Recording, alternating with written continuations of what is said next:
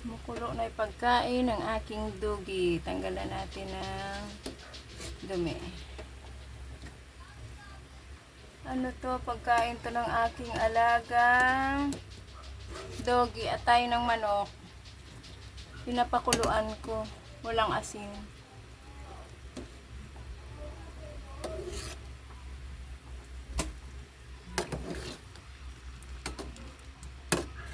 Puro atay yan yun. Puro atay ng manok. Mag-isa ako ng hipon sa butter. Kasi ilalagay ko mamaya doon sa isang lulutuin ko.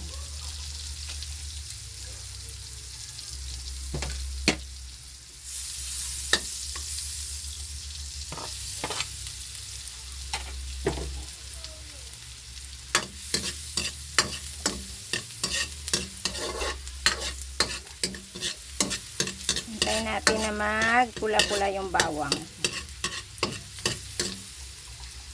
Yan. Medyo mapula-pula na yung bawang. Ilagay natin yung ating hipon. Gagawin ko kasi itong pansahog mamaya sa aking lulutuin. Yan. Wow, bilis bumula oh. Diba?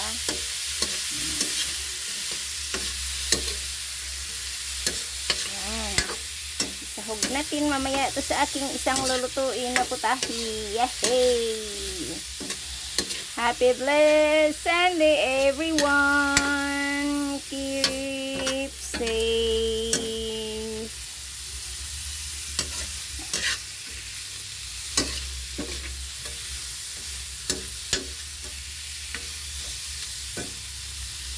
Yan, pulang-pula na siya. Kukunin natin kasi isasalang ko yung kanyang kasunod. Okay. Yan, luluto ko na. Alam nyo kung ano to? Laing, galing pa yan ng Iloilo. Ngayon, lulutuin ko pa lang siya. Lagyan natin ng bawang,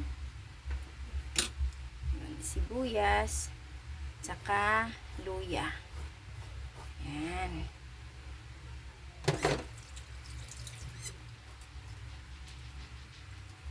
Yan ang aking lulutuin na laing.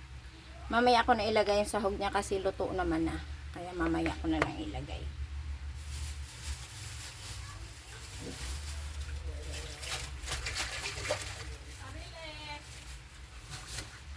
Lagyan ko siya ng shrimp cubes, ilalagay ko.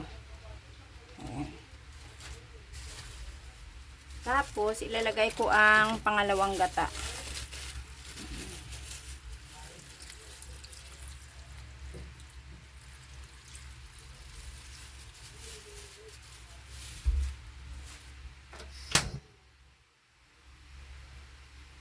Yan. Diba? Yan ang aking laing. Okay, antayin natin siya na kumulo na siya. Takipan muna natin.